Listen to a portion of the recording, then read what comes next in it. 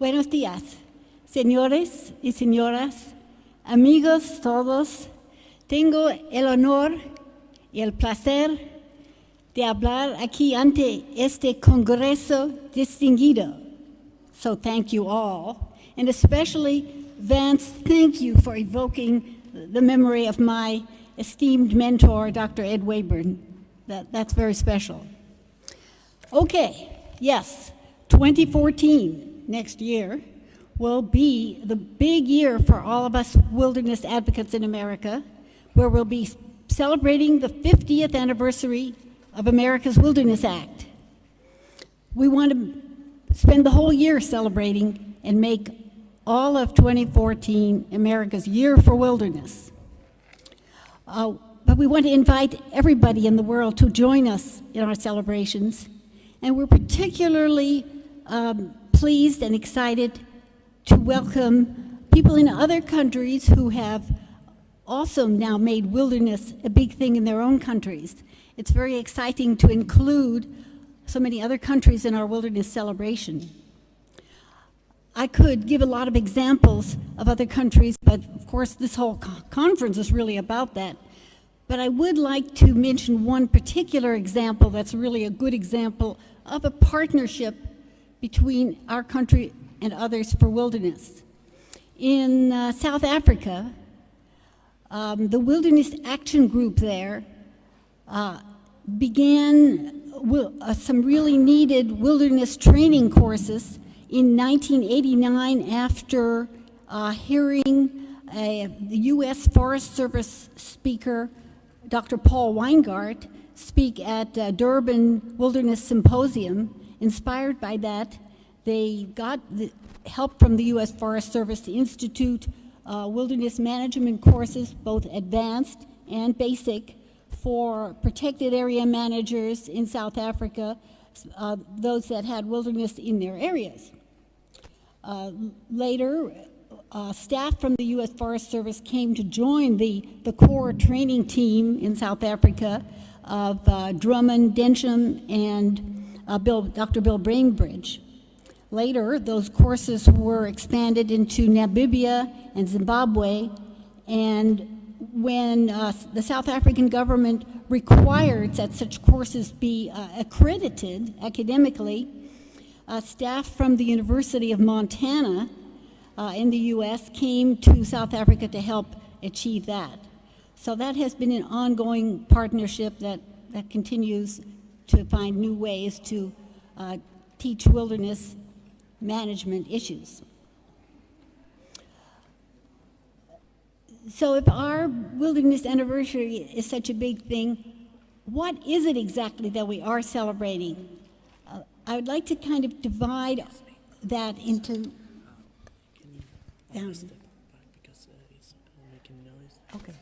Okay. I'd like to divide the wilderness celebration that we're looking forward to next year into sort of three elements, different things that we're celebrating. Of course, they're all connected, but deserve separate mention. First of all, there's the environmental victory, and this audience doesn't really need to have explained why wilderness protection is an environmental achievement, so we'll skip over that. But it's also a big cultural achievement for our country. You know, here we're looking at an entire society agreeing to set aside from the normal trend toward development certain special places around the country by law forever. That agreement, that decision, that is a cultural victory for the whole society that we are really celebrating. But perhaps even more than that, we want to celebrate the law itself. The fact that more than 50 years ago, such forward-looking individuals saw the need for a law to make permanent the protection of our wild places forever, and it is that the existence of that law now that perhaps is the major focus of our celebration that we don't want to forget. Well, okay, so we agree it's very important. But why focus specially on the 50th anniversary? Okay, we've had other anniversaries. We celebrated the 20th, the 25th, the 35th. We had a big conference for the 40th anniversary of the Wilderness Act. What's so special about the 50th? Well, we feel that a golden anniversary, a 50th, has a particular public engagement opportunity.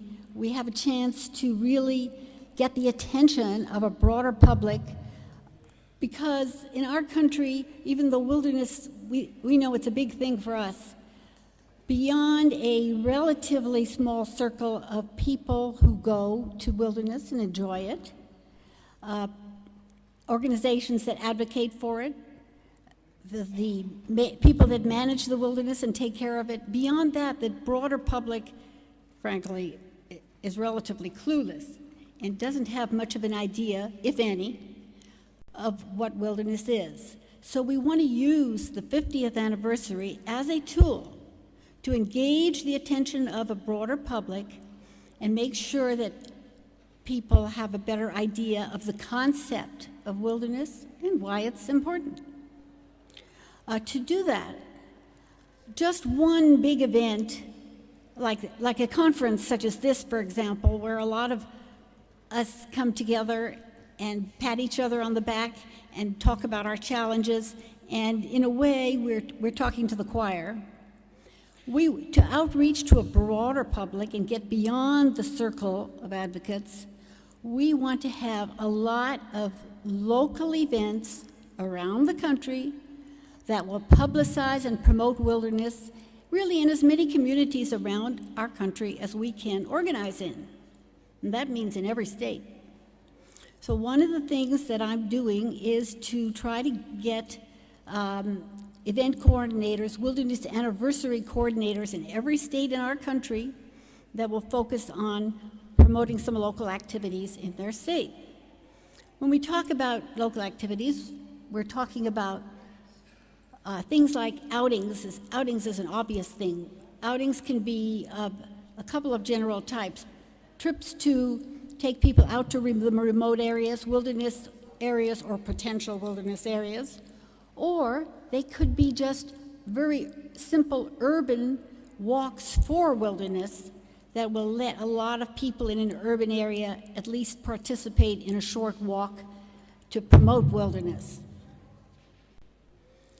We're also talking about events like fairs, festivals, concerts with music of a nature theme, perhaps. We're talking about exhibits and displays at museums, galleries, libraries, airports, a lot of places. For example, for this conference, I don't know how many of you people here saw the WILD10 exhibit in the Barajas airport when arriving in Madrid. That was impressive. So the types of local activities we can put on really are limited only by what the local organizers want to do.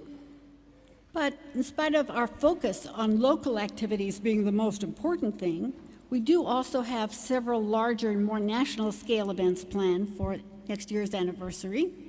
For example, the biggest single event to take place, we think, will be our National Wilderness Anniversary Conference in Albuquerque, New Mexico, next October,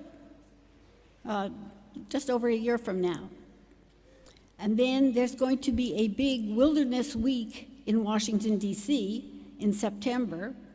The actual anniversary of the signing of the Wilderness Act is September the 3rd next year, and that's going to be still at the end of summer before Congress even returns to Washington, D.C., so it's not a good time for a Washington, D.C. event, but around mid-September, we're going to have a gala Wilderness Week with volunteers from around the country coming in to educate congressional offices about the importance of wilderness, and a gala banquet with speakers. That will also coincide with the opening of a major photographic exhibit at the Smithsonian Museum of Natural History.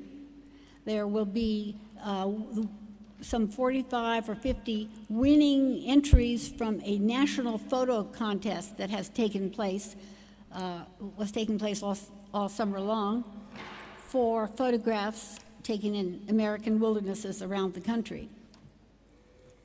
So those are some of the national events that will be going on. At the Wilderness Conference in Albuquerque, there will be many associated events trying to promote diversity. We will have a Wilderness Diversity Festival, inviting diverse communities, the Native American community in New Mexico, the Hispanic community, and others who have perhaps in the past been too much separated from the mainstream of wilderness organizations. One of our goals is to really include them in a more diverse community in wilderness advocacy and experience for the future. Another group that's important for outreach is, of course, youth. We focused on that in this conference and will continue to, and I think we all know why it is so important to reach out to the next generation of wilderness advocates. And of course, it's really not just for the advantage of wilderness, it's for their own physical and spiritual well-being to get kids out into nature, obviously. It's over? Time? Okay.